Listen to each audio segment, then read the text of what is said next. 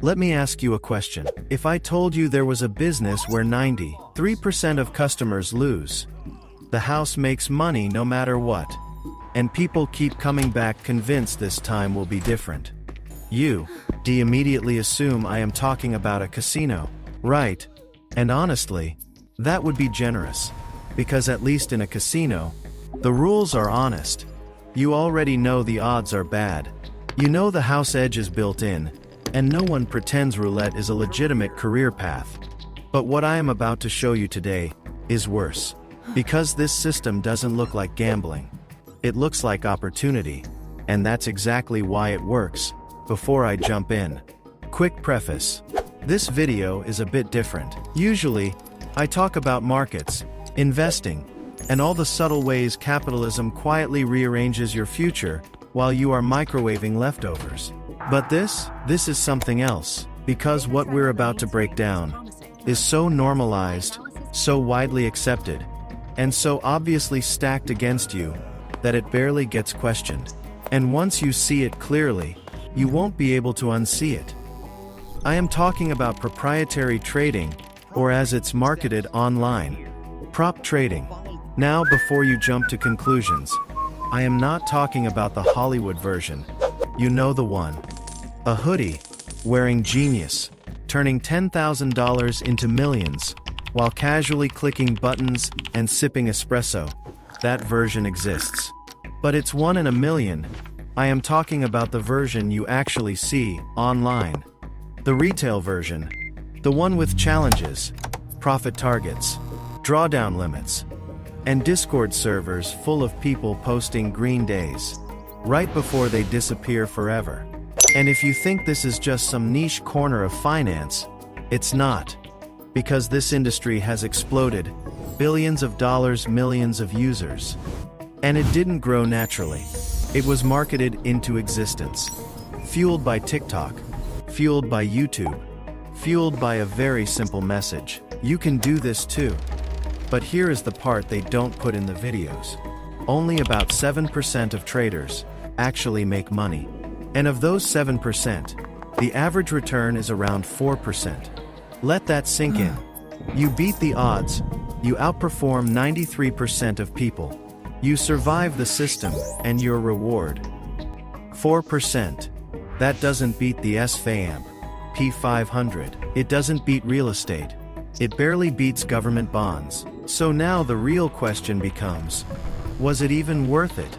And the answer is overwhelmingly no, because think about the trade. Off, you can spend years learning charts, taking stress, paying fees, failing challenges, starting over, again, and again, and again. Or you can do almost nothing, buy a treasury bond, take minimal risk, and earn a similar return. No stress, no grind, no emotional damage. So if the odds are terrible, the returns aren't impressive, and the alternatives are objectively better.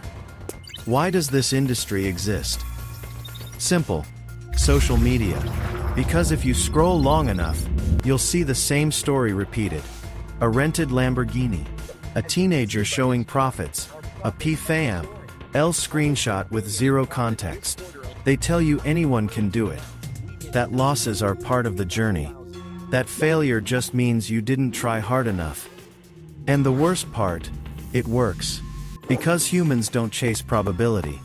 We chase possibility. So the real question is, who's actually winning? And spoiler, it's not the traders. It's the firms. Here is how the business model actually works. You pay an upfront fee, non-refundable. In return, you get access to a funded account. Sounds impressive. Except it's not real money. It's simulated. A demo account. You trade. If you hit the drawdown limit, you fail, you lose your fee, and you start again. If you pass, you might get a payout. But here is the detail almost nobody tells you. That payout doesn't come from trading profits. It comes from the pool of fees collected from everyone else who failed. And this is where everything clicks. Because the entire system is built on one concept. Gambler's ruin. It's a simple idea. If you play a game long enough, With a negative or even neutral edge, and limited capital, you will eventually lose. Not because you are stupid, not because you are reckless, but because time is working against you. Let's make this simple. Imagine you are playing roulette. You only bet black. You have a 47% chance to win. Sounds decent. And at first, you might win. You might even feel like you've figured it out. But every spin is slightly against you. And eventually, you hit a losing streak. And when that happens, you are done. Because the math doesn't care how confident you feel. And prop trading is built on that exact principle. Except now, it's disguised as skill.